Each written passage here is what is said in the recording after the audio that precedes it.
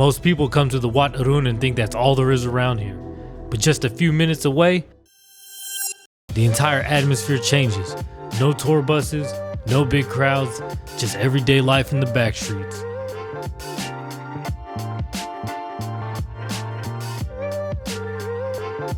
Here you will find hidden canal bridges, ferry piers you'd usually only catch a glimpse of from passing by on a boat tour, and Riverside Pass along the Chao Phraya.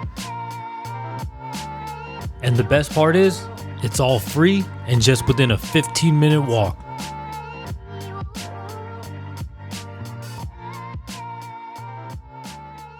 Come with me and I will show you places that are only within walking distance of the Wat Arun that most people don't even know about. So that way you can maximize your itinerary and make the best of your visit when you do come to see the temples. Make your way just a short distance through the surrounding community and Bangkok really starts to show a more authentic side of itself. The main roads fade out and you're pulled into narrow alleyways, quiet side streets, and neighborhoods where everyday life unfolds without an audience.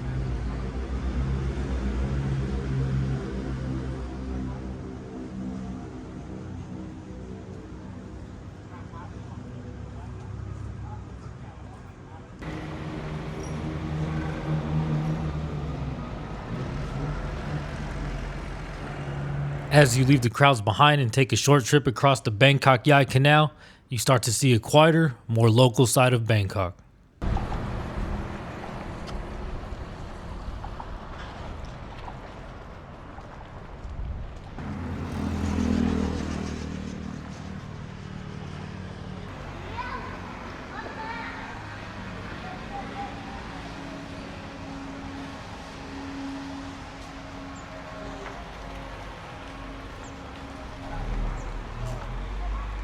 It's easy to stay within the usual tourist spots, but stepping a little further out shows you that there's much more to Bangkok than what's advertised.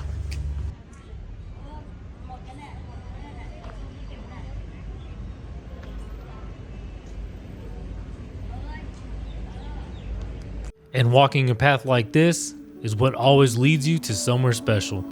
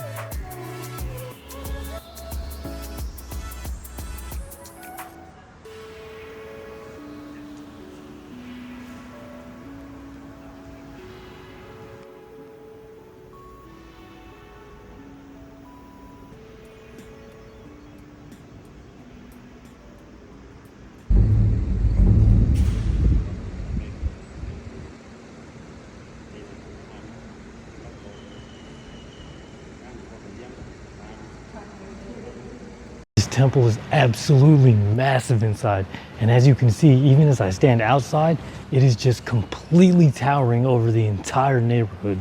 Now, this has to be one of the biggest golden Buddhas that is indoors. I'm not too sure, but I feel like it just has to be because it is so huge. I mean, I can't even describe to you, and I highly suggest that you do not miss this temple.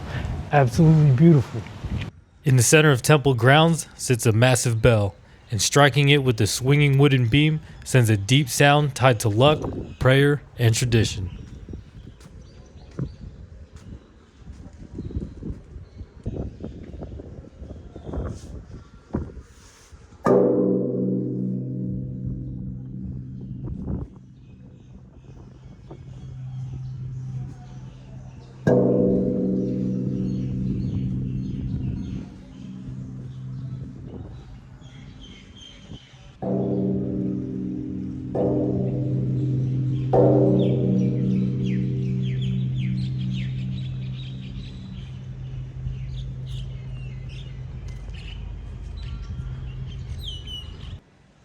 If you walk around, there's a lot more to take in. You'll see rows of stupas, smaller Buddha statues, and an open courtyard space that people actually spend time in.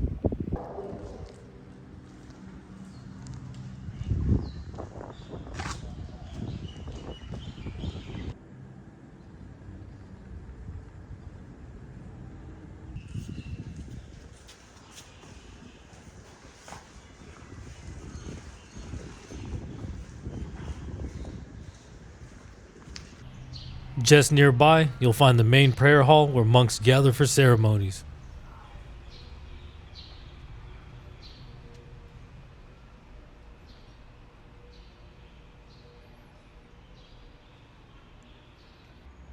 Inside, the walls are covered in detailed murals, paintings that tell stories from Buddhist teachings and Thai history, something you'll see in many temples across the country.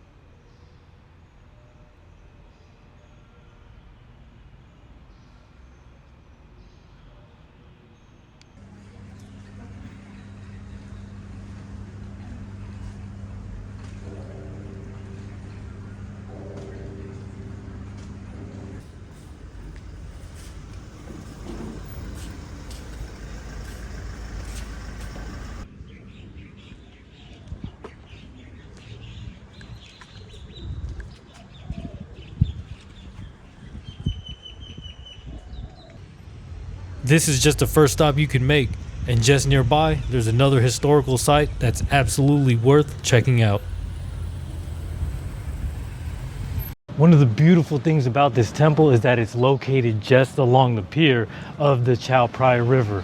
And now the pier itself is also within something to see, and it's also just across the parking lot as soon as you exit. If you look out in the near distance, you'll notice just how close you actually are to Wat Arun. As you make your way onto the Riverside walkway, it opens up into a path both for walking and biking along the water. And just a few steps from here is our next stop.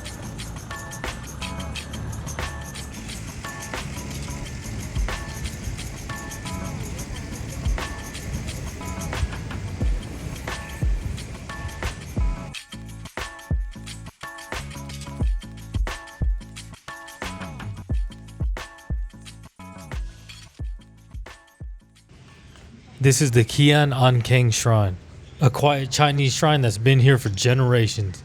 Built by early Chinese settlers, it's a quiet part of history that reflects a different side of Bangkok's cultural roots.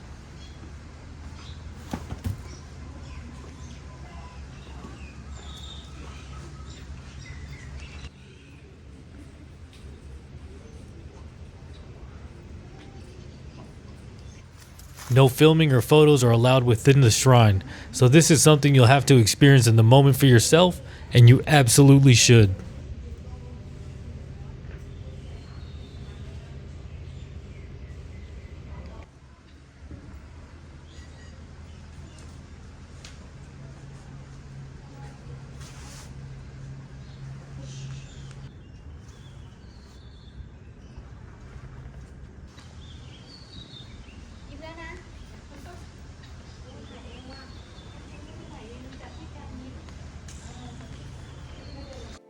Just down the way from the shrine, you'll come across something easy to overlook.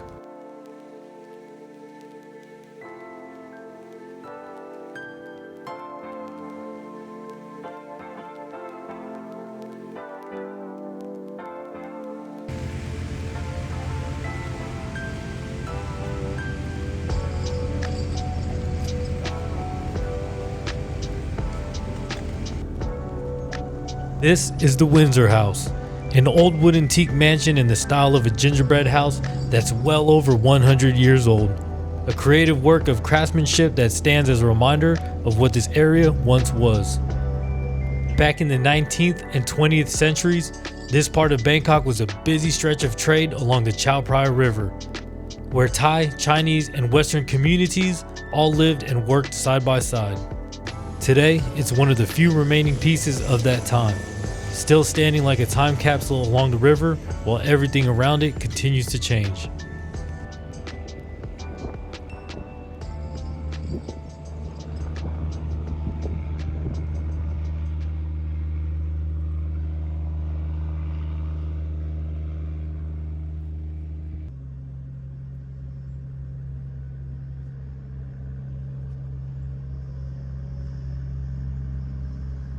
As you continue further down, the scenery begins to shift once again.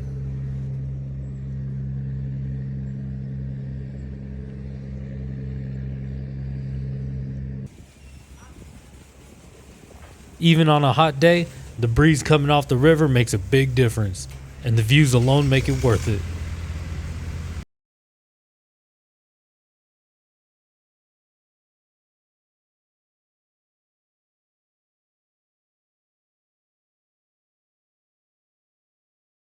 This is one of the most recognizable landmarks along the river.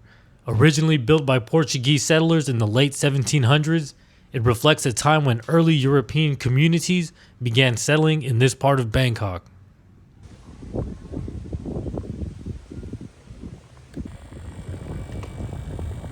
In a country known for its Buddhist roots, it's interesting to see how many different beliefs and traditions still exist side by side here.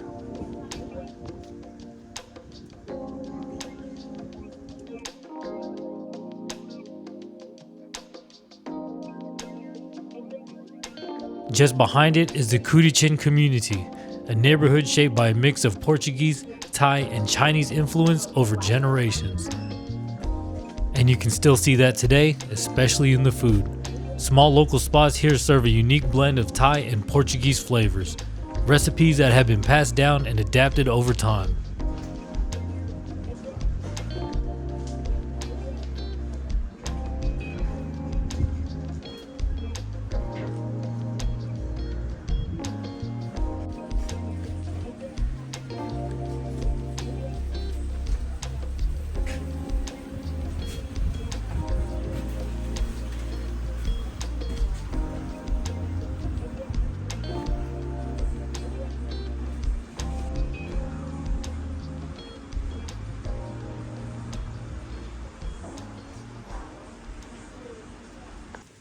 This is just a glimpse of what you can discover when you step off the main travel plans and explore just a little deeper.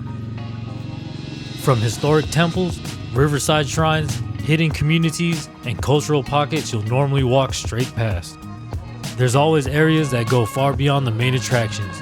You just have to take the time to explore with a more open range of view. Now, I really don't know a whole lot about YouTube, but I do know a whole lot about exploring Bangkok, Thailand. So if you enjoyed this video and you'd like to see more content just like this, hit the follow, subscribe, like, share button, whatever you got to do to make sure that you do not miss a notification or update every time I post a video. So I will be showing you guys a whole lot more of what I have learned throughout my time here in Bangkok, and to show you areas that you don't see in a tourist itinerary. I appreciate you watching. If you made it this far, I appreciate your time. Like I said, hit that like, subscribe, some share button, and help me out, and I'll continue on to make videos just like this. Take care, have a good one, and I hope you enjoyed.